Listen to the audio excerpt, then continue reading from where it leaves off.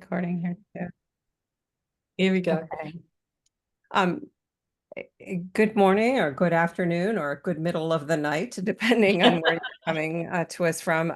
Apologies for the lateness in our start time here. That is totally my fault. To make up for a little bit of time, we're going to skip our usual reminders of announcements. I think most people are familiar with a lot of the conference and talks. We will continue these next year, but I'm going to turn things over very quickly here to Melanie, James, and Deborah Weiss, who are joining us from Australia very graciously in the middle of the night. So, Melanie.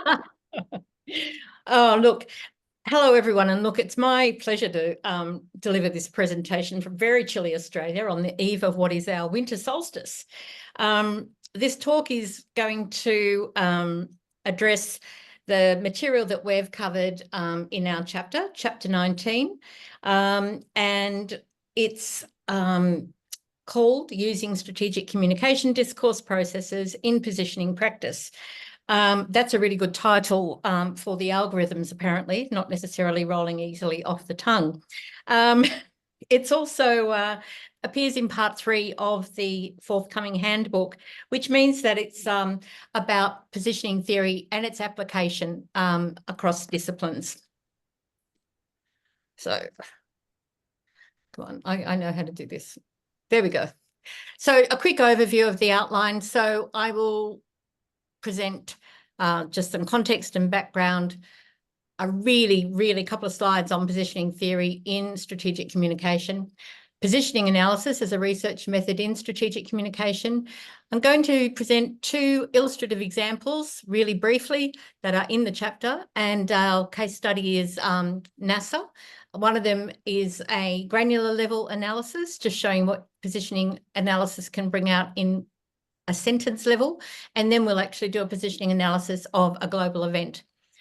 I'll present 3 guideposts that point to future-oriented perspectives, and then a quick wrap-up of findings. So, context and background. So, positioning theory in where are we? Positioning theory is an interesting area in strategic communication, because a lot of people in the industry do it as part of their job. And the thing is that they don't know what they're doing is actually positioning. My PhD looked at this, and everyone described what they were doing, and it fell under the definition of positioning, or they talked about positioning, but they didn't really know where it sort of sat. So it is a really interesting area for strategic communication, and it's been the topic of my research for about 15 years and Deborah's for close to that. So what Deb and I like about positioning theory is that it's a really good way of figuring out, really in any situation, but certainly in strategic communication, what is going on. It's a really good question. What's going on here? And not just in strategic communication, I find positioning theories crept into our regular lives as well, as we start figuring out who's got the right and duty to be doing something. But it's a question that's often asked, what's going on here? Because sometimes strategic communication, it's happening in very messy environments, it's happening in crisis situations, it's happening for all kinds of reasons where people are only doing it because they want to be somewhere else in terms of the position they hold in society or the position they hold in an organisation, or, they want to actually achieve some kind of goal. Otherwise, they wouldn't need strategic communication nor strategic positioning. So what happened in this particular case study was that this idea came along where I was just going, what is going on here? Because all these alerts started popping up. I've got news alerts set up and, social media, pop-ups and all those kind of things. And over this day, around about the 12th of July, 2022, I kept getting this picture popping up. And at first I went, oh, that's pretty. I wonder what it is. Then I realised it was actually something NASA was doing. And so I was going, what's going on here? And I soon realised these are three, one from the local newspaper, one from Melbourne, capital city newspaper, and I used to follow NASA on Insta, and that was sort of coming up on my Insta feeds. So something was going on.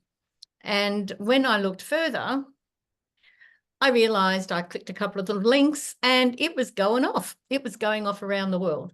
It was the first image of the James Webb Telescope, which is NASA's brand new telescope, was launched in Christmas Day 2021, and it beamed its first images, data images back in June 2022. And they were such high quality and stunned the scientists. They went, wow, this is much better than we ever thought it would be. And their strategic communication team appears to have gone, let's make the most of this. This is a real winner. And within 6 weeks had decided to do this major global event. It was a huge strategic communication exercise. But as you can see here, when the images were all released, none of them were released or viewed before the image reveal started on the 11th of July.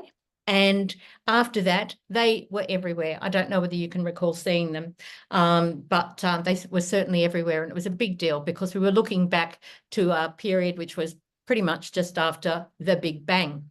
And we were looking at apparently the birth of stars, which sounds pretty cute.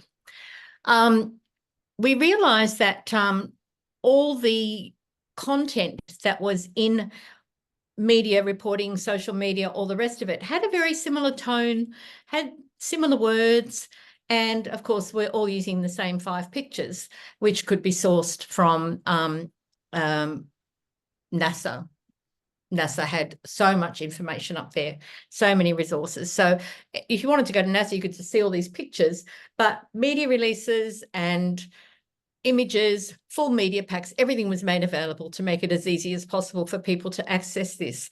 And what we found was that there was so much similarity between what was being said in the news, on social media, by NASA spokespeople, by commentators, and it was all very much this kind of metaphoric, oh, the unseen universe, where it's, you know, it opens up new vistas, it's this and it's that. So they were all using, it was kind of like, this is like a script they're all using.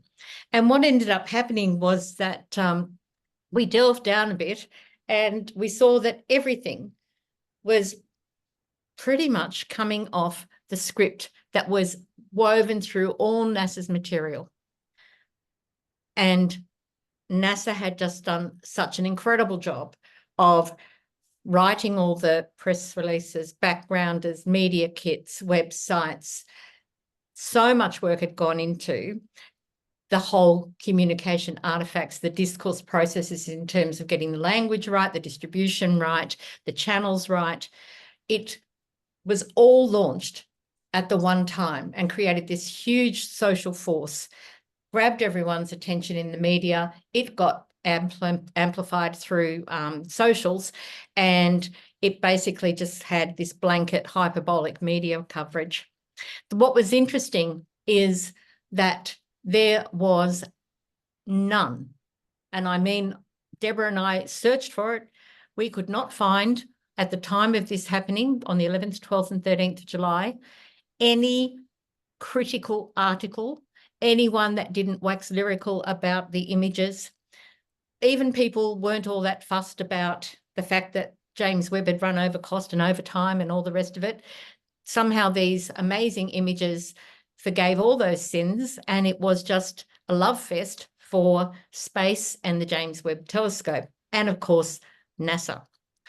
The only major kind of deviation from that was when this image appeared on Twitter and posted by France's leading physicist, claiming that this was another picture from Webb. In fact, it is a slice of chorizo meat, and this went viral. And about 3 days later, the physicist admitted he'd been very drunk in a pub and had thought it would be a funny joke. And of course, it sort of was. But that was really the only kind of off script thing that we saw. So let's look at positioning theory as it stands in organisational strategic communication. Strategic communication is defined as being the purposeful, normative use of communication functions and discourse processes by organisations to accomplish their missions, visions, and core values. So this is communication, which can be anything like PR, marketing communications, financial communication, all that kind of thing comes under this umbrella term strategic communication. And it's communication that is goal-directed. You don't do it unless you need to achieve a goal. Or you might be doing it to the advantage of another organisation, but it's always to grab some kind of competitive advantage. Now, that might not necessarily making the most profit, but it could be getting a share of the charitable giving sector or something like that. But it's always done with the intent of getting some kind of advantage. Central to the social constructionist approach that critical scholars take, and Deb and I sit in that camp, central to the whole concept of strategic communication is this concept of a contested discourse site. Now, the contested discourse site is absolutely central because it comes from a renowned communication scholar called Bruce Berger. And in 1999, he described the contested site as a terrain of struggle where the ideology of organisations is elaborated through the competition to establish meaning. And he views such sites of struggle to include the locations, forums, channels and contexts wherein virtually every form of human interaction and communication is conducted. What's interesting, he says that in these sites, it's where meaning and discourse is challenged, deconstructed, gone through the kind of ringer of contest and struggle, and is then reconstructed or co-constructed, and the meaning that goes in may not necessarily be the meaning came out, but it's this constant battle of discourse and the dominant discourses, and who's got the power to play in that site, who's got the skills to play in that site, who can legitimately play in that site, and so on. Central concept, which we'll come back to. Where are we? So contested discourse sites are where active moral orders determine who can use certain discourse modes to socially construct positions.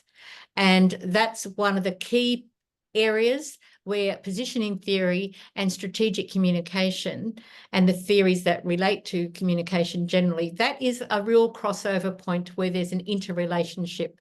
This idea, it's related to things like fields as you know, conceptualized by Bourdieu. We won't go there, but this whole idea of the discourse site and the moral orders, and it determines through this struggle of who can use a certain discourse mode to position themselves or others. It is where the power play happens. It's where the power relations play out, become evident, and it's also where the legitimacy of the social actors in that contested space and their positions, so the legitimacy of their positioning and the legitimacy of them themselves is actually won or lost. So we'll move to using positioning analysis as a research method.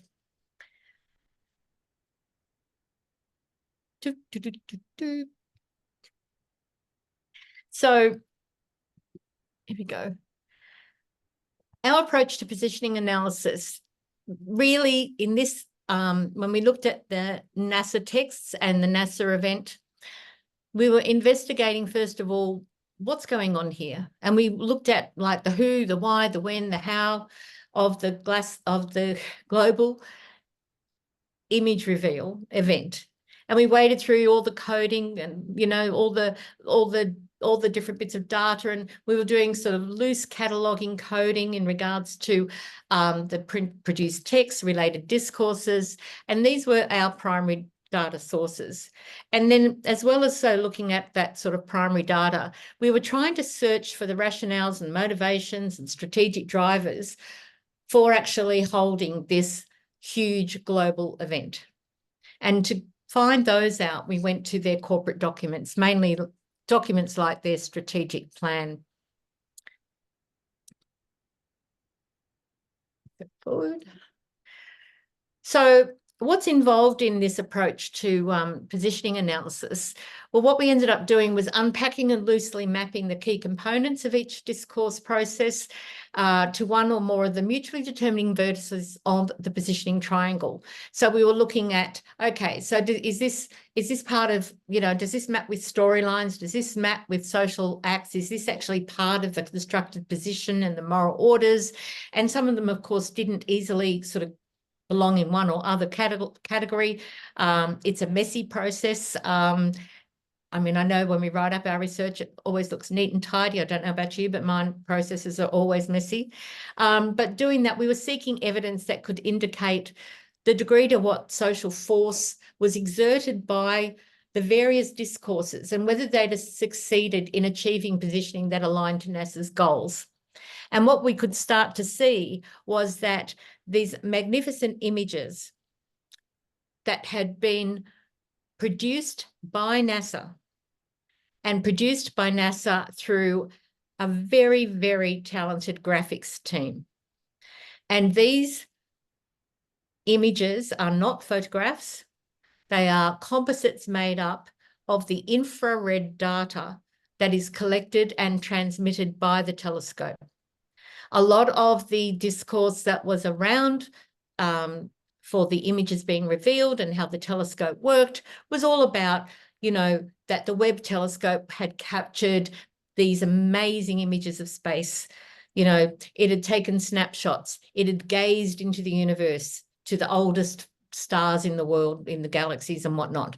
It did none of that. It basically is made of mirrors and a way of collecting infrared data that's transmitted back to Earth. It's invisible. And between the scientists and the graphic designers, they use incredibly complex Photoshop techniques. You can actually watch the video on how they do it. And it's really a marriage of science and aesthetics. That's what they say. And they say they really wanted to make them as beautiful as possible and really compelling because, let's face it, as one of the graphic designers says to the camera, space is beautiful. So the pictures had to be beautiful. And one of the key discourse artifacts that was central to all of this was the beauty and the clarity and the resolution of those photos. With that initial photograph that I showed, you can get that photo in its highest resolution from the NASA website, and you can zoom in, zoom in, zoom in, zoom in, ad infinitum, and it doesn't lose resolution. It's an amazing set of photography, but it is manufactured images from infrared data. But that is the key asset that this whole positioning event was structured around. So when we were looking at that, we looked at the fact that this artifact actually had huge social force and was actually able to cut through the clutter. It won the struggles in the contested domain of meaning, and it was taken up, and meaning was made in the way that NASA had desired it to be made. And so everything was going NASA's way. And so what we were doing is basically using these analytical processes to really look at, what was actually going on. And it was really kind of like, are the media, is everyone in the world actually swallowing this hook, line, and sinker? Yes, they were. Yes, they were, and they still are to a large degree. Our thoughts on positioning analysis as a research method, it's not a straightforward process, but it can give really deep insights onto how the vertices of the positioning triangle are mutually determining. Like, you get a real sense of like, okay, but when you code and start to kind of catalogue data around those three vertices, you can see how they are absolutely like, influencing each other in this dynamic way. And I think by that we can actually clarify this concept of maintaining dynamic stability of the three vertices of the triangle, and potentially turns that, I think, dynamic stability is a fairly abstract concept, but when you're actually doing it for analysis and then using that same kind of reverse engineering of the triangle to design strategic communication programs, it actually turns it into quite a concrete concept that's very usable. Should note that the analysis did actually follow pretty closely the process first put forward by Slocum and Hare back in 2003. How am I going for time? Can someone let me know? Yeah, you have about 7 minutes. Okay, so we did 2 illustrative examples, and I will bolt through those, where we did a look at the NASA examples. The first one we looked at was a granular level positioning analysis, and it's not just something we took out of the blue, because basically when we were looking for what the motivations were behind this huge event that NASA had staged, we're going like, what's down behind this? What is this about? And we could see very quickly after going into these documents, like legislative documents and strategic documents, that this statement, which was the first sentence of their About Us page, said the National Aeronautics and Space Administration is America's civil space program and the global leader in space exploration. When we broke that down, we wanted to see whether what was in that, those 2 phrases, whether they functioned as discursive social acts in NASA's strategic positioning efforts. And basically, yes, they did. The thing is that they are both assertions. They assert that NASA is America's civil space program. It doesn't desire to be it, or it isn't one of the programs. It is the program. And NASA is the global leader in space exploration. So there's no nonsense, no discrepancies, no challenge. They are the global leader, and that is their position. And so, interestingly, when you first look at that sentence, you might think, oh, that's a neutral sentence. It's a bit of public information. It comes out of, the first phrase comes out of the Space Act of 1958. It appears neutral. What could you possibly want to analyse that for? But a positioning analysis indicates it's not a description. It's not neutral, but it works as a discursive act, and it works to support NASA's position. And that position then allows it to claim resources and support. Because if it is America's space program, obviously it can't be America's space program, can't, be a leader in space exploration without resources and support. So positioning like that opens up its right to access that kind of support. The thing is that it's significant because it means that this is not a set and forget position. There are threats out there. Operational landscapes are changing, more complex intersecting moral orders, people questioning NASA's budget, people wanting, should it be spent on environmental issues? There's more commercial competition. There's more international space race competition. There's lots going on. But the analysis of this single phrase points out that it is a really, really strategic assertion. And it does help illustrate the inherent fluidity and context dependence of positions.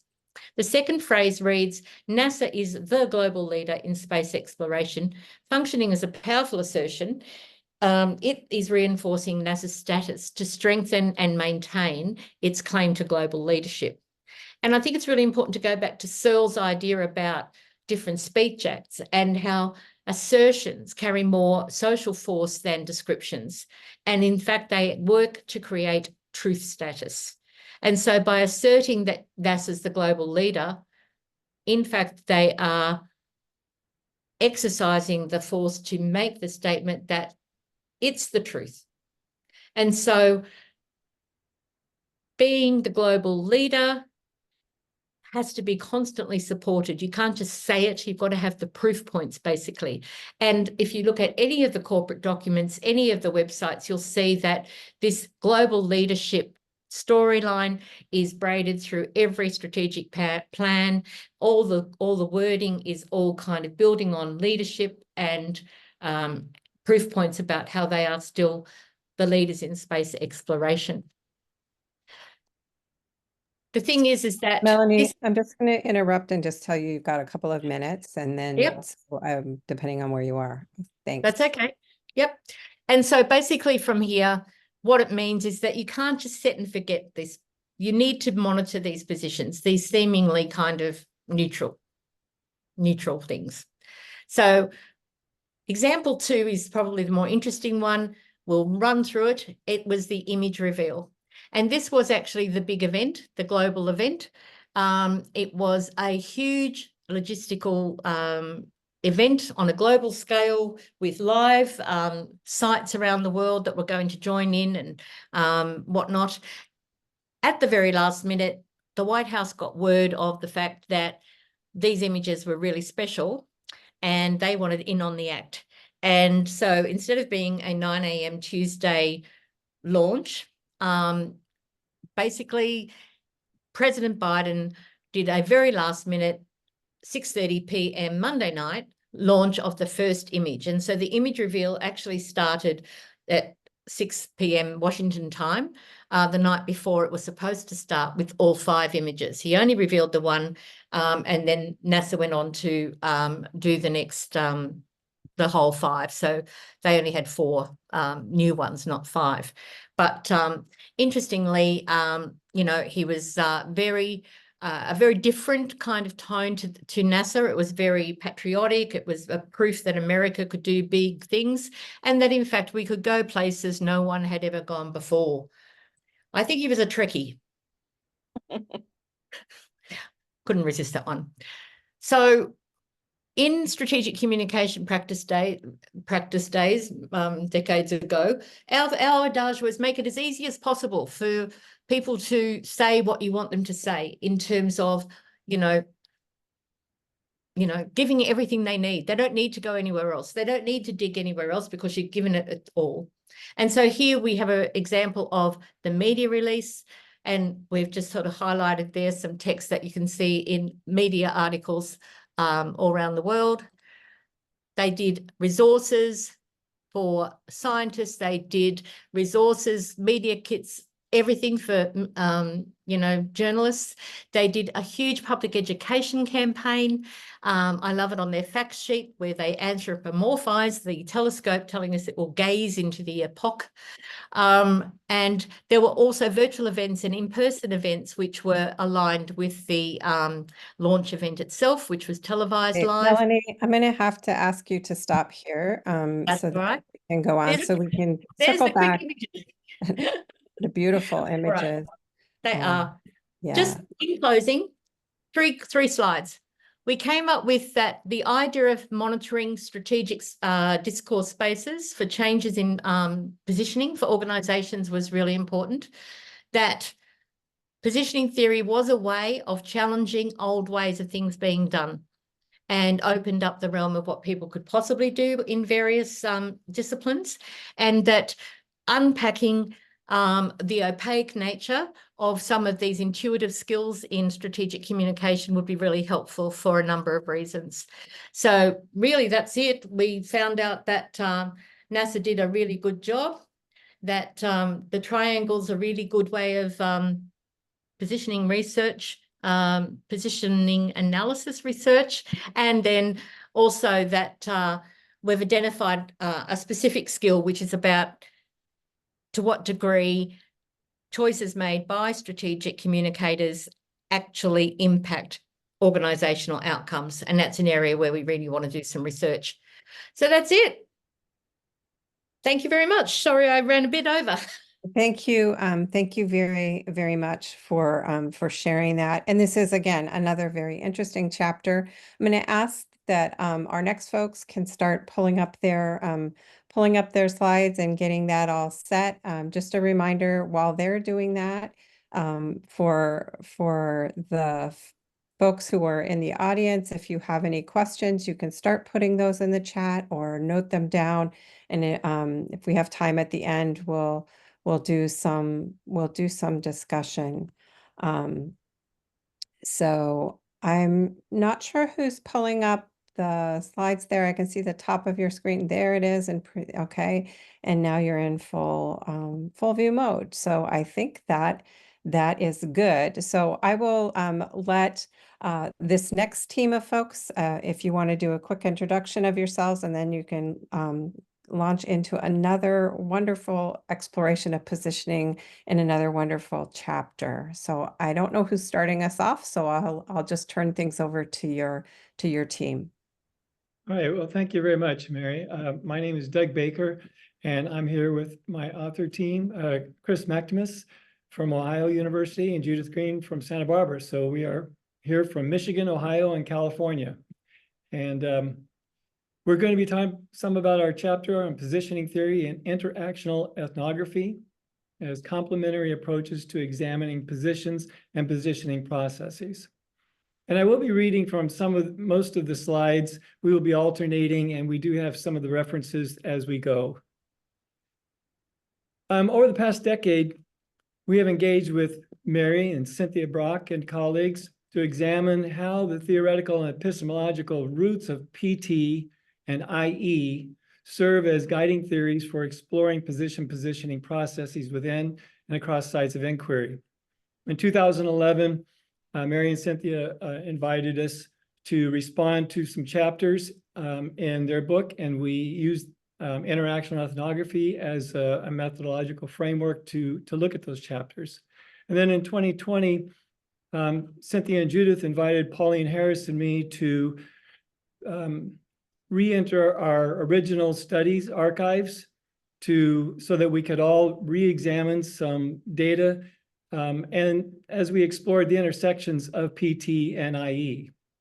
And what we found through these dialogues is that PT and IE are really complementary approaches to examining positions and interactions among participants when entering a local site in and across times, events, and configurations of actors. So I'm going to turn it over to Chris for a moment so she can introduce the intersections between PT and IE a little more and the goals for the session. Thank you, Doug. This is, I wanted to share with you the ties to PT as a theoretical lens. And so we do this by starting off with Ray's quote is, by attending to features of the local context, in particular normative constraints and opportunities for actions within an unfolding storyline, it becomes clear that access to and availability of certain practices, both conversational and practical, are determined not by an individual levels of competence alone, but by having the rights, duties in relation to items in the local corpus of sayings and doings. These acts are constitutive of unfolding storylines, which are often realized in conversation, but not necessarily so. So at this point, I am going to continue on into the section which speaks about the goals for making transparent the IEPT potential relationships. So goal 1 is the principles of conduct support ways of entering and recording the developing social, cultural, and discourse processes and practices as they're being proposed to and constructed by, with, and for participants. And goal 2 is to introduce how mapping, graphically representing this process of constructing micro, meso, macro levels of analyses, support ways of identifying, developing local norms and expectations, roles, positions, and relationships, and rights and responsibility. If you look right to your right, you'll see the book published, co-edited by Audra Skudeskayate and Judith Green in 2023, which is on the interactional ethnography. And so at this point, I'm going to hand it off to Judith. Judith, please. At the center of interactional ethnography is the re-theorizing of a lot of core concepts in education, and that intersect with the statement that Hooray and others have done, that Chris presented. And one of the issues that's come up through an anthropological frame is that culture is a verb. We're not talking about culture as an object or something people have, but it's an ongoing developing process. We also have a history with Heath and Street that literacies, not literacy, are situated and constructed by local actors. So we're looking at how these are being developed. Also, that language is a verb. And languaging is a core concept that David Bloom and his colleagues have just synthesized across a series of different projects and programs to raise the concept that languaging is what we're about, that we language things into being. It's not speech acts, it's not individual talk. And that ties to Michael Agar's notion of a languaculture, that when you enter a site, you're entering a languaculture. And that languaculture, you bring your own interpretive frame, which he calls LC1, Languaculture 1, to LC2 to understand what the people in the situation are communicating, doing, engaging in. And so we're looking at spoken, written, and action as texts that are developing. They're socially, discursively, and interactionally constructed by the collective and interpreted by individuals within the collective. That this process constitutes what Shirley Bryce Heath and Brian Strait have called ways of knowing, being, and doing everyday life in and for a class as a culture in the making. So any site that we enter for any time, we see as a culture in the making. So I'm now going to turn that over to Chris. Thank you, Judith. We're now going to discuss IE conceptual perspectives, support, ways of identifying positioning processes by observing, recording, and analyzing. So how and in what ways, when, where, with whom, and drawing on what? Spoken, materials, activity, and the social processes and practices. Participants in a class engage in constructing a culture in the making within and across times, events, and configurations. And I'm going to continue on with talking about telling cases.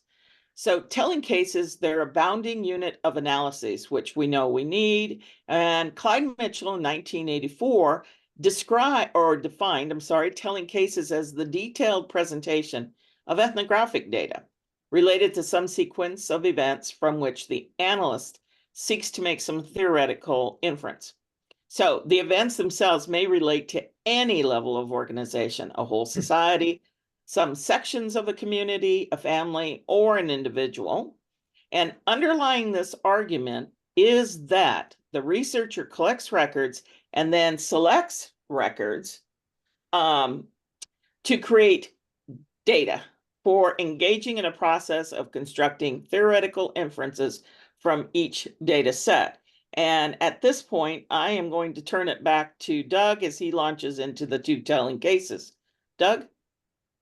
Thank you, Chris. So we'd like to offer two telling cases that of position and positioning, and that show the intersections between PT and IE. First, the original study was of an intergenerational advanced placement studio art class. And by intergenerational, we really mean that students in the class had been in the visual arts program from 1 to 4 years. And the teacher, which we'll talk about in a moment, positioned the students based on how long they'd been in the visual arts program and by grade level. So she might say a second-year senior meant that the student is a senior in high school, and this is his second year in the visual arts program. So the first telling case that I want to talk about is creating a logic of inquiry. You know, how do we approach the study? What are some of our assumptions? What are our initial series of questions? And the second one, I will focus on re-entering the archive to explore how the studio art teacher positioned the students, the intergenerational students who had different histories as members of the developing community and culture in the making during the academic year of 99-2000. And through this analytical process, we'll show that how we were tracing the micro and meso and macro phases of community and culture in the making. And we were tracing positioning processes of selected students within and across times, events, and configuration of participants, and identifying developing positions and positionings through which different participants engage differentially and ways of knowing, being, and doing life within this developing community of studio artists. So this was part of a 2-year project. And what I'm going to focus on is day one, really day 1 and 2 of the second year. And by then, of course, I had learned some things from year 1, which led me into year 2. And one of the things I wanted to know about was how the teacher from the very beginning started to position students as artists.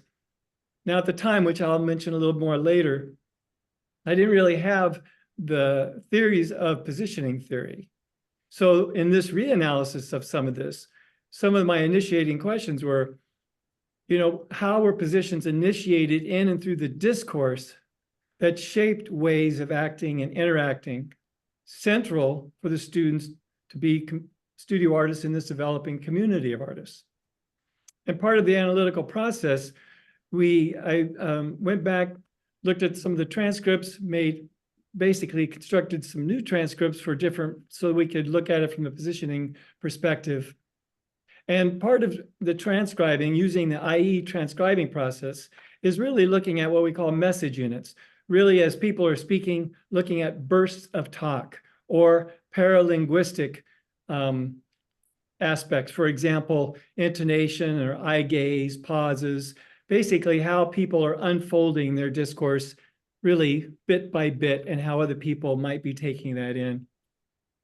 And then producing multiple levels of what we call event maps, showing the different contextual layers as well as times and configurations of participants.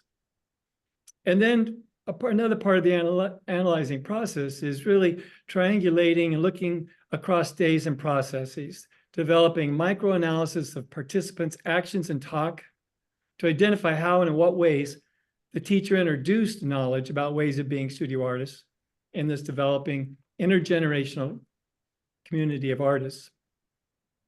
So let me give you an example of really a micro, meso, and macro analysis of day 1. So this is what we call a swing out chart, and it really shows 3 levels of analysis, 3 layers of context. On the top level, you see really it's grounded in the experience of the teacher, that she had been teaching for 29 years. This was one of the most important classes for her, the advanced placement class, part of the visual arts program. The next 4 blocks show who was in the class. So in this class, 5% of the students had entered the visual arts program in 96, 97, 12% 97, 98. The next one should be 30% in 98, 99. And the final block, 53% of the students in this class were new to the visual arts program, whether they were sophomores, juniors, seniors. The second part shows the 2 years of the study, and the focus for this analysis is on the academic year 2 and on the first day. And then the bottom part is the event map for the first day. You'll see in the left column the clock time, the school clock time, and also the video at the time, we called it videotape time. And then on the right side, you'll see the events, the main events, and then in the middle, you see the phases of each of these events. And the phases are written in the progressive verb tense so that the teacher is preparing to do something, the teacher is explaining something, the teacher is talking about something. So I think that's all I want to talk about on that one. Let me go to the next slide. Through our literature review also, we discovered an article by, actually a book by Mulhalsler and Hare on pronouns and people. So for the second telling case, I want to talk about the pronominal references that the studio teacher used on day 1, and it was very significant. So on day 1, she did most of the talking. Of the, I forget, 1,000 something message units, I would say 90% were the teachers. And she told me later it was important because she wanted people to understand who the teacher is, what their responsibilities were, what her role is, etc. She made this really visible through the pronouns. Through our analysis, we could see how she was positioning herself. For example, she says, I am a teacher, I am a guide, but I'm also a student, I'm an artist. And through this process, she strongly implies, I'm a person you can trust. And when she turns to the students, she's positioning them. See, she says, you are also teachers. Yes, you're students and you're artists. And I want you to see yourself as artists in here. And then the we is part of, we are a genuine program, she says. And she refers to members of the program, not only students in this class. For example, she'll say, some of you were here with us last year. Some of you have been here more than 2 years. She also refers to some alumni. And when she refers to them, she says they're part of our program. She then goes through, this is not necessarily sequential. This is part of the chart is showing the analysis and how we came up with these categories. They were not just given.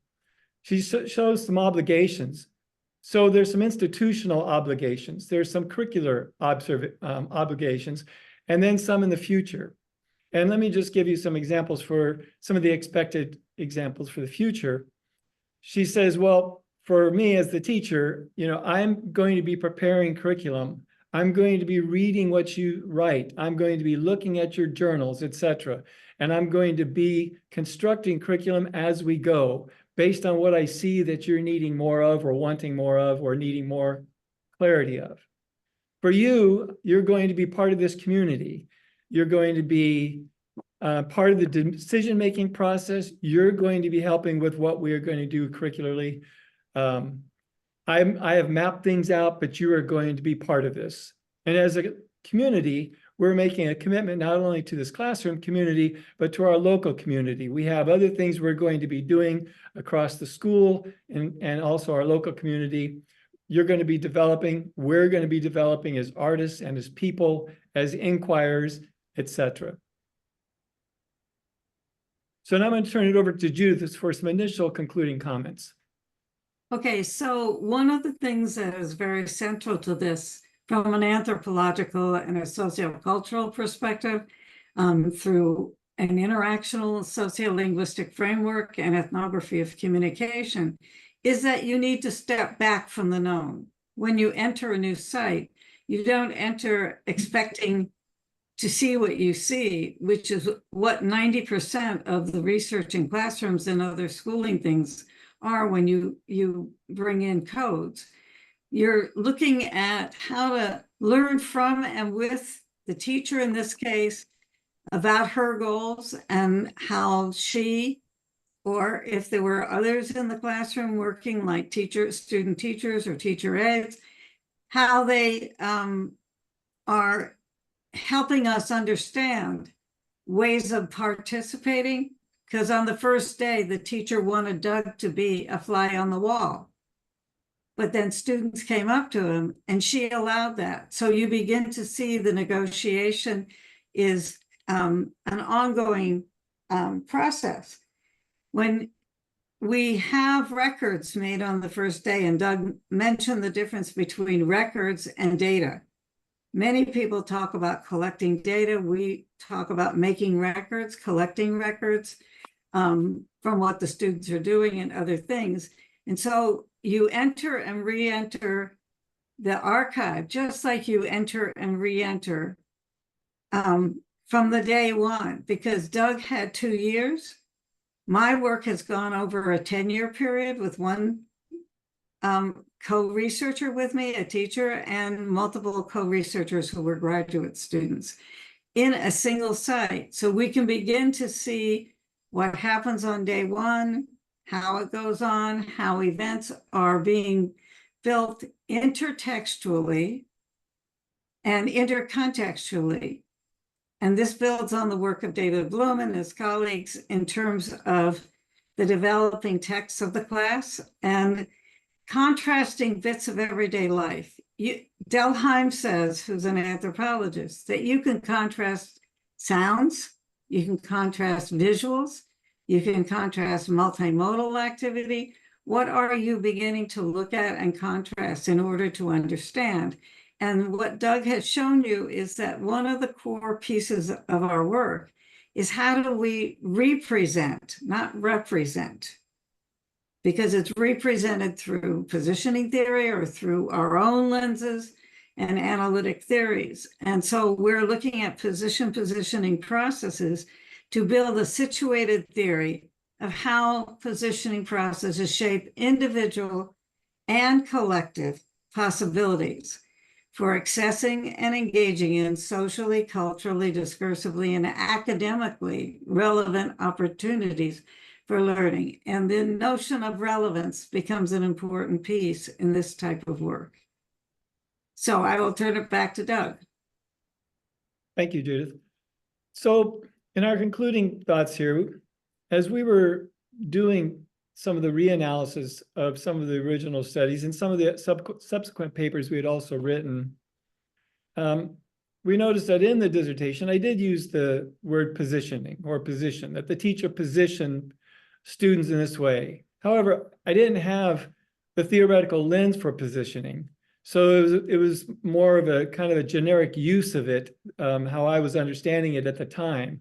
And I think that this process that we've gone through has, one, shown the value, of course, the complementarity of the two, positioning theory and interactional ethnography, but it's also shown us, continues to show us the value of re-entering archives. That data isn't just something that you construct and then you're done with and it's on to the next.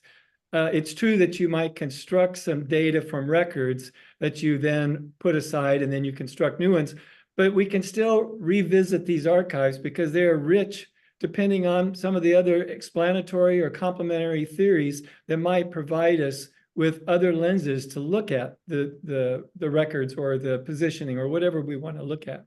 So by engaging with McVie, Brock, and colleagues, we gained insights into the work of Hooray, McVie, Brock, and others.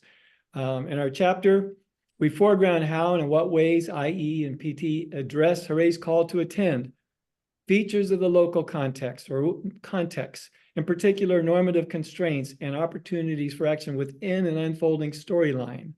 And I want to mention just at this moment too, is that it also helped us think about some of the language that positioning theory uses, like storyline, and what might be comparable or complementary that we're looking at. We might not call it a storyline. We might think about consequences over time and what we see as patterns. But again, it's complementary. It's not just contrastive. And how the inquiry processes of an IE logic in use make clear that access to and availability of certain practices, both conversational and practical, are determined not by individual levels of competence alone, but really through collective work and how individuals take things up. And I think that's what we have for today. So thank you very much. Thank you. Thank you. Thank you so much for that wonderful overview of your chapter. And just a reminder, I put in the chat for folks who are able to stay, if any of our presenters can stay on, and if there are attendees who can stay on, we will take some questions if folks are able. And you can put questions or comments into the chat. If you're comfortable, you can also raise your digital hand. We'll try to look out and monitor those. And you can also unmute and just ask a question or make a comment if you're comfortable doing that. So whatever types of things will work for you, please feel free to do that. And we'll go ahead and get started here. Well, while folks are thinking about their question, one of the things that I'll just say to start us off here in thinking about the connections to interactional ethnography, one of the things I see quite often in reviewing positioning theory related works from across different disciplines is that in certain disciplines, I think education is one of them, there are pretty strong methodological traditions, connections, for example, to ethnography that go back through the decades. But in some other disciplines, those traditions or connections are not as strong. And I think one of the things that we see here in our second presentation are, amongst other things, ways of thinking about methods and connections to context, to also thinking about, as Judith mentioned, the term lingua culture, which is a term that I think is very useful. There's a lot of things that have been done methodologically, and I think that folks from other fields can draw on that as well. I don't know if Doug, if you or others have comments further on those points, but that's something that I think is certainly a contribution potentially of the chapter to many others who have less familiarity with this work, but also folks like myself who've known some of this work, but who've learned a lot from the chapter as well. So any comments or other follow-up statements, feel free to jump in. I would like to say one thing about what you just said. I think by thinking about some of our approaches through IE, but then exploring PT with Cynthia and you and others, it really helps us also think about, well, what do we exactly mean by what we say from IE, as we're trying to really understand what is said from a PT perspective. And so it helps us clarify what we're really trying to get at and how these two are complementary, instead of trying to position ourselves, there's positioning right there, position ourselves as someone who has the kind of right answers to methodological approaches, but rather the collective, just like in a classroom, the collective makes available certain things that individuals can take up, not being forced to take up, but the collective can construct things that just an individual may not be able to on his or her own. And so I think this process of working across with different people has been really invaluable. So I might add to that. One of the central pieces that I see the intersection is the concept of reflexivity, that we are not just reflecting, holding up a mirror and saying, this is what it is. We're working interactionally, reflexively, going back and forth, and we may choose a particular framework or theory, but then we might go back in and see what else is missing. And that's an argument that was made early on in 1988 in a book I did with Judy Harker, Greta Marine Dershimer, having 3 different theorists look at the same records. It wasn't choosing which was right, but re-entering the data, the records, and looking further at what else might be there that hadn't been thought about. And so what I see, knowing the original work that Hooray did with Bronwyn Davies, having edited Bronwyn's first 2 books that came to the US, Frogs and Snails and Feminist Tales, and one on pure culture. These are reflexive processes throughout, and you will see ways of entering, re-entering, but also documenting that process and reporting on it. And that's where a handbook like this becomes important, because you can see the different frameworks. And that's what Mary and Cindy have been very instrumental in bringing forward, are these different ways of our understanding. So thank you very much for engaging with us. And I'm going to encourage you to engage with the authors. I know I would like to follow up with our friends in Australia. So I'll say good day.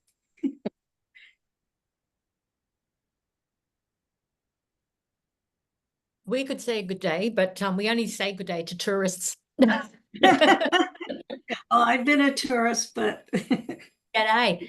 I must apologise for my dear colleague, Deborah. She's had to bow out. She's got an extremely early start. She's travelling from about 5 a.m. in the morning. That's 5 a.m. Friday morning, this morning. And it's already midnight here. So she did have to bow out. She did say to pass on her apologies. But yeah, good day. How you going?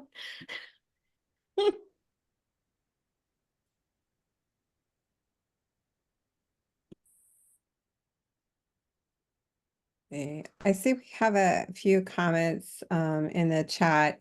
Carissa, I'm going to put some suggestions in for things to read. Obviously, the handbook chapters, when they come out, which should be out in July, will be very helpful, I think, to those who are still trying to find places for resources. And I'll put a few other things in. Other folks can also add names or other recommendations.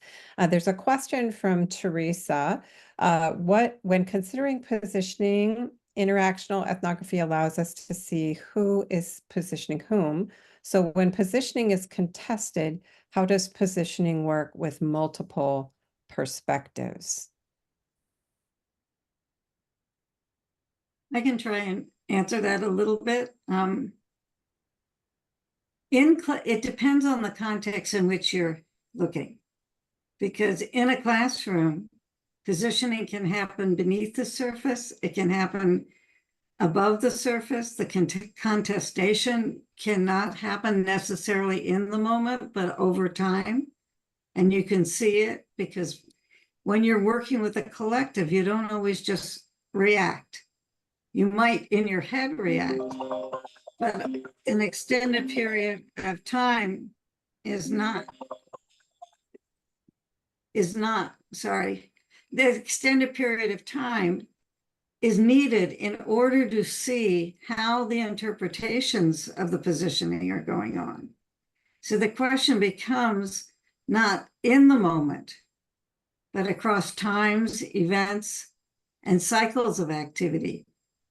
How do the students take it up? And I'll give you one funny example. There was a student in the work of John Gumbers and in the early days where the student was going, "Hey teacher, hey teacher, hey teacher." And the teacher came over and said, "What do you want?" Well, was he being accepted or not? So John didn't understand. So he asked parents in the Black community what was going on, how they interpreted it. And what they said, "Oh, he knows what is going on. He's just doing this because he doesn't want to work alone." So what's the backstory for the positioning actions or the reaction or the conflict? And so later, Sarah Michaels was the researcher in that. And what happened was the kid turned to her and said, "Hey, watch me."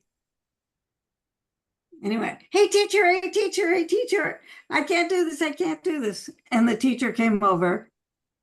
And so that was a confirmation. So how do you confirm the concept of position or reactions to positions or challenges? And that's one of the key pieces we need to do. I know in Bronwyn's early work, the boy came up and said, he was a 6-year-old learning about reading. And he said, "Oh, if my mommy told me it was so, I would do it." So he was reacting to it, but he was positioned as a speaker. And it's someone who might know. So in classrooms, you have complexities that you have to deal with at the surface, beneath the surface, and over time. I don't know if that helps. May I add another type of example? I was thinking about when we're talking about the discourse and how the teacher uses it to position students in certain ways.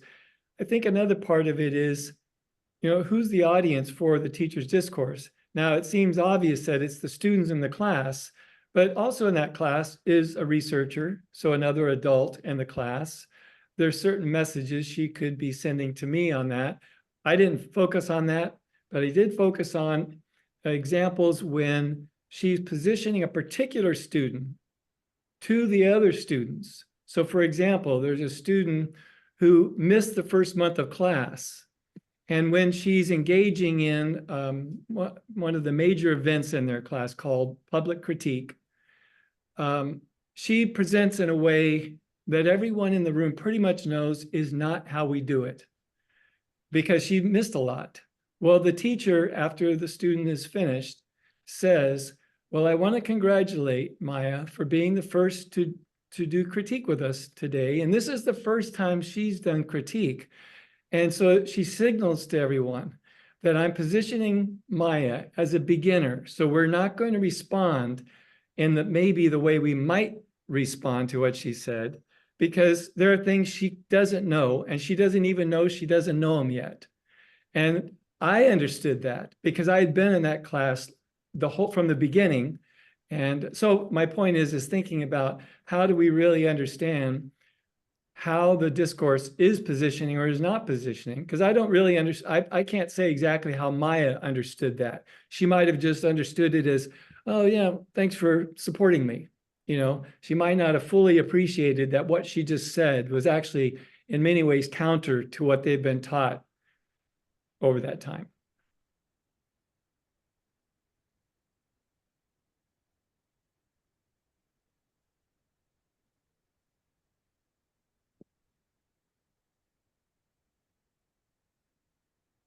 Other questions or comments? I have a question for Melanie.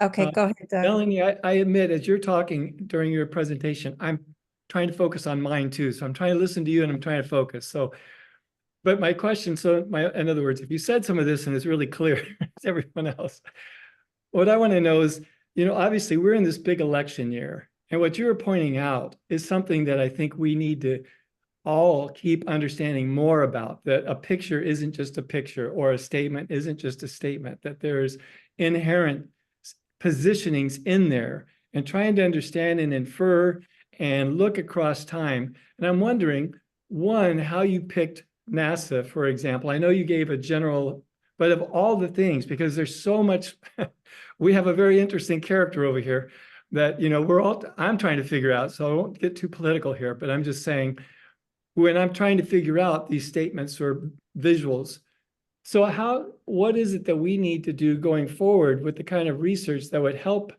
us in understanding more about what is getting positioned and who's doing the positioning, et cetera?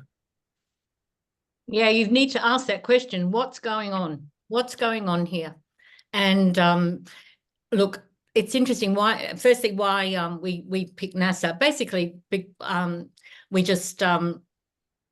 we were wondering what kind of case study or thing to include in our chapter. We didn't want to get too political. We didn't want to do anything too parochial to Australia. And then so when this kind of NASA thing hit our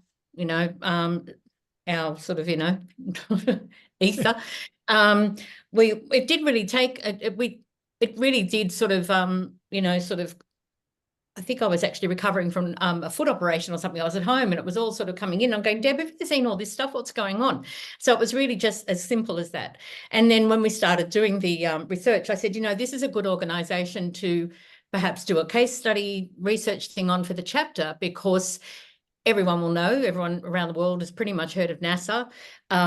It's potentially a fairly apolitical agency, enshrined in legislation. So it's not sort of, immediately going away. I know it's going to be sort of, kicked around by different governments and whoever's in power and whatnot, but it does have a sense of stability. It has a clear purpose. And as I said, we all know about, the Apollo mission, Challenger blowing up, Hubble, and really James Webb is the next iteration of Hubble, and operating at about, 100 or 1,000% more clarity and ability than Hubble. So that's why it got on our radar.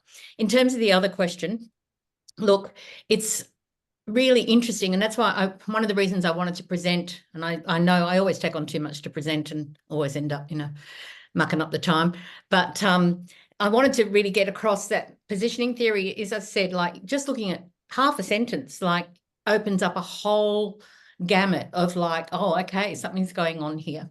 And in any communication that is goal directed, so even if it's like, interpersonal, like make the bed, that's sort of like make the bed. Oh, I don't know. I don't feel like making the bed. All that kind of stuff that we've seen a lot of positioning theory, examine.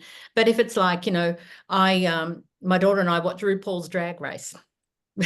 And they get out the cards at the, it's really important, register to vote, get out to vote, and I often wonder, are they preaching to the converted, to people that watch RuPaul Drag Race? Are they Democratic voters, or are they people that, do vote? And it's kind of like, the polarization that we see going on in America, it's kind of like, all right, so you're holding up these things saying register to vote. So it's a call to action. It's done on a very popular program. It's become quite mainstream these days, as I understand it. And so it's talking to a particular, demographic that's getting wider and wider. And it's kind of like, okay, so get out and vote. In Australia, we recently had a vote as to regulating to the Indigenous Australians having recognition in the Australian Constitution. And in my opinion, unfortunately, that referendum didn't get up, with overall sort of 70% of Australians not agreeing to do that.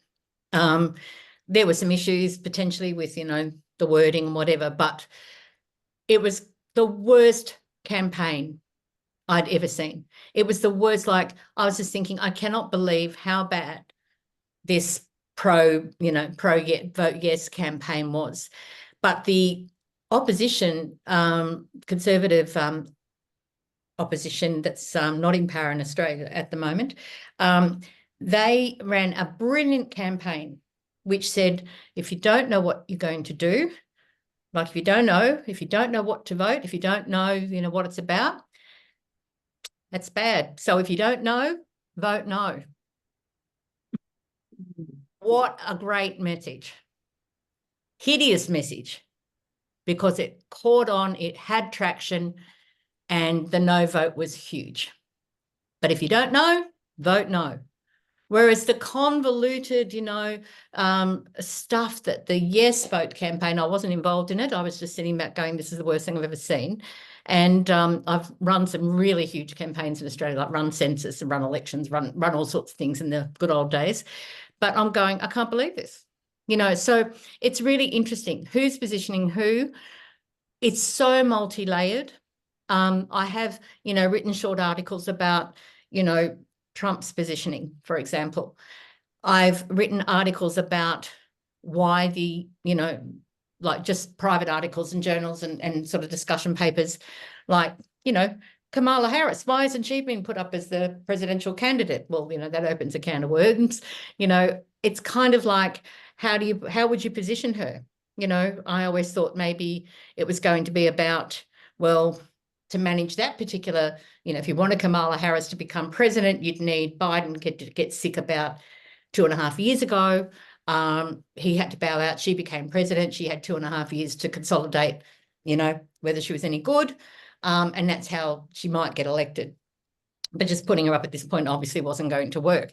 So, really down to that kind of basic stuff in terms of, I think this whole idea about the pre-positioning, what attributes and what kind of power you bring into a positioning situation in communication is really interesting.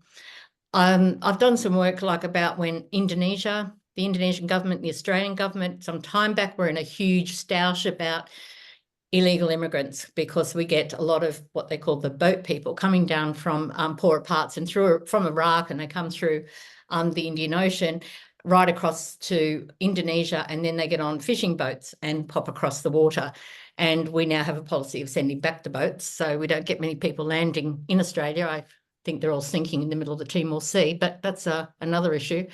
But there was a huge stoush going on. It was playing out very publicly. And of course, Indonesia has 300 million people. We have 27 million people, mainly a Christian country, secular. Indonesia has 300 million Islamic faith, mainly. Most Australians don't know that. They are so ignorant of what's going on around them.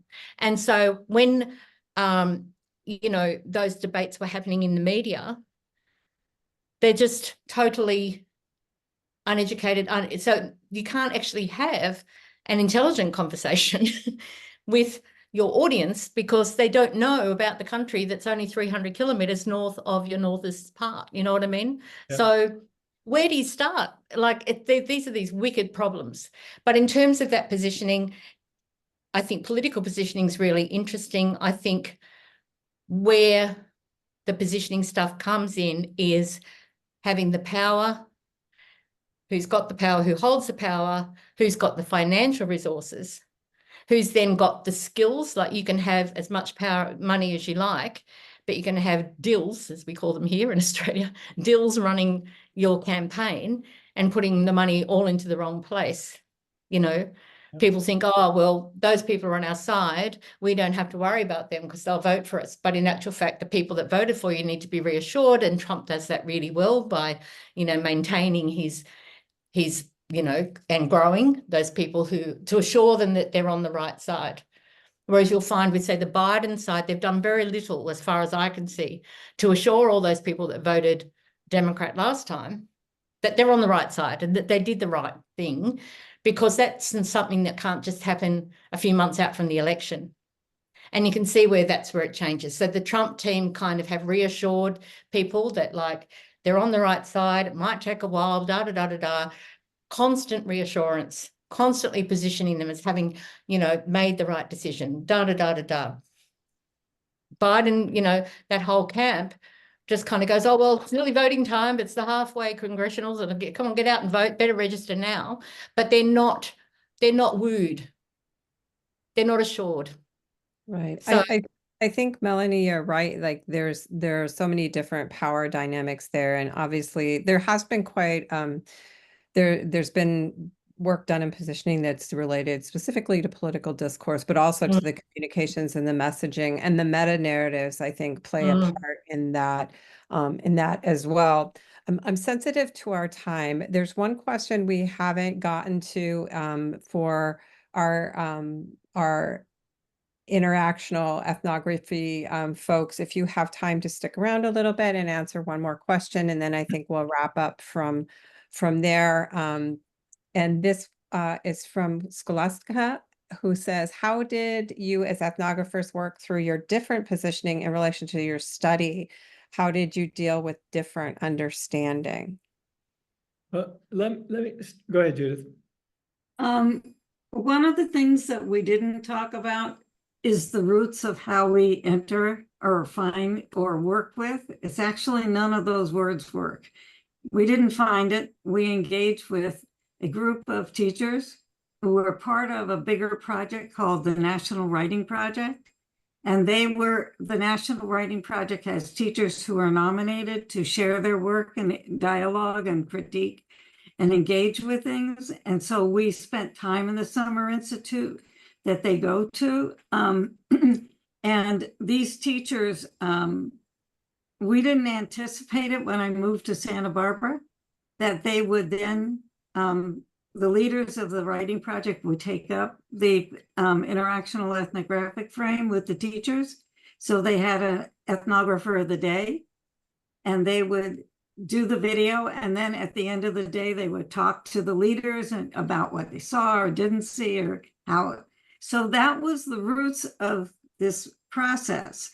Every teacher we worked with is a co-researcher with us. It's not that we do it on them, we do it with them. And you'll see, if you look at some of the citations, that many of these are co-authors with us when we write, because the idea is to step back from our ideas, to begin to see their perspective and understand it. So when people ask me on the street what I do, I tell them, oh, I need to know from your point of view, if I were you, what would I need to know and do? It's not just go in and judge. There's not a judgment base. And so the differences are called rich points. Michael Lagarde calls them rich points. When you begin to wonder what's happening, or you get a difference, it allows you to go back in and do further understanding, or look at the difference. What difference does a difference make? To whom, in what ways, under what conditions? And for the doctoral students who worked with me over the years, many of the teachers are on their dissertations, because we can have outsiders be a fourth reader. And so they're able to articulate where they agree, where they disagree, and that leads to the next set of questions. So that's from my point of view, Doug. Yeah, to address the question that was asked about the different understandings, I think that's an interesting question, because when, as the ethnographer, I'm in the classroom, I'm trying to understand what's happening, and I'm positioning myself as a participant in some way. And I'll give you one example of me trying to understand something. I got to know one of the students, and she was one of the most experienced ones. She was what the teacher called a fourth-year senior, meaning she'd been in the visual arts program for 4 years. And when she presented, I was excited to listen, because I was thinking, okay, she's going to show me the model of what this looks like and how she's taken up the teacher's discourse, etc. Well, I was stunned because she didn't use any of the language. And as a beginning ethnographer, I thought, well, I guess I can't use her in my study. And then I thought, well, no, that doesn't make sense. The bigger question is, why is she not using what I expected or anticipated? I'm in my second year here. I thought I know what's going on. So I asked the teacher, why didn't Kristen use some of the language you had been telling the students? And she said, oh, she's years past that. She is now working as an artist. Well, that shifted how I understood what was happening with the different students. I was, in a way, representing a second-year student. Okay, the different understandings, there's another layer. Then when I'm working with Judith, who is my dissertation advisor, I'm trying to help her understand. Now, she's not trying to understand in the same way I am. She's trying to understand conceptually what I'm doing, and et cetera.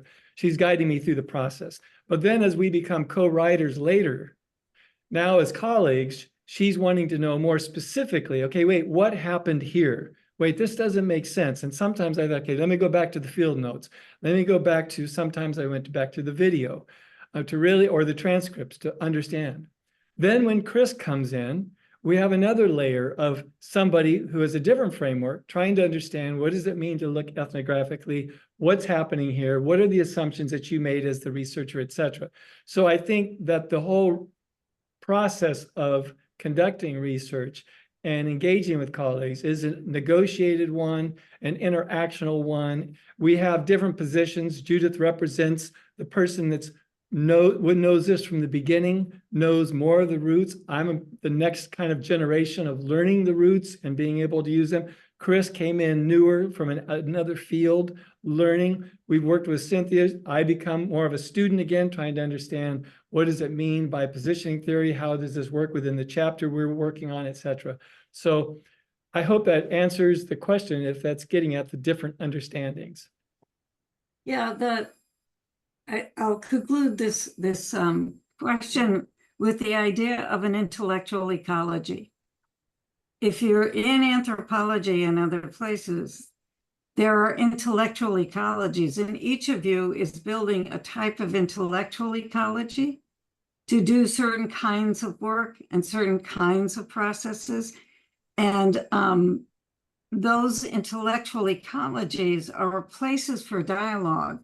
And Mary and Cindy have created those kinds of intellectual dialogues that are possible through this kind of a conference, but also informally when you engage with them, you get to understand behind the scene. It is not what you read only in the books, because those are limited. I know, because we had to negotiate more words for our chapter. And graciously, Mary and Cindy agreed to it because somebody had dropped out. But the key is that I'm doing a new handbook with Doug and Chris and others, and we're limiting people to 6,000 words. And how do you get to the depth of what we talked about today? Not only us, but Melanie, and in the informal dialogues afterwards, when you can only put certain things into a text, and that's published. So I'm going to encourage you to reach out, to engage in the dialogues. Now that Zoom allows us to travel, I don't have to get on the airplane for 24 hours to get to Australia. Okay, I mean, I've been several times and done extended work with people there. But the key is, when we learn from each other, we learn the actual processes. We read about them. And those are only the first step. Now, I'm a historian, so I got locked in law libraries and things like that to do the history. You need to begin to think about the roots and the routes leading to the work and where the work took you or takes the authors. So don't just stay with one article. Begin to trace the developing ideas. That's my recommendation. And make sure that the people who were engaged in it, if you really want to know, we have essay after essay by students who talked about becoming ethnographers and what the researcher didn't know and what you needed to know. So when Miss Yeager says we're going to make a sandwich, she doesn't mean a sandwich. She means to write a 3-paragraph essay. Right. So Judith, I think this is a really good segue actually into just wrapping things up, but also reminding folks that that there is a lot of writing. Like Judith, you have lots of writing on this. Doug has been writing about this. Chris has writing in various different places. Mel has a whole book on positioning theory that, you know, folks should check out if they're interested. So there's a lot of work here by lots of folks in different areas. And one of the things that's really important, you're absolutely right, that we all need to continue to read. The handbook, despite some, you know, expanding chapters, is still limited in what could be included. There's a lot more work to be done. And so we will continue these talks in the fall. We don't have that schedule set. But we will continue to have additional talks. The Positioning Theory Conference is happening in August in Finland. If anybody needs information on that, in the end of July, August in Finland, you can reach out to me. We will do that again we're on a 2-year cycle. So we expect that in 2026, we will do another Positioning Theory Conference with dates and places to be announced. So we really appreciate your attendance and so glad. Thank you so much to our presenters. And again, my apologies to you for the late start. That was totally my fault.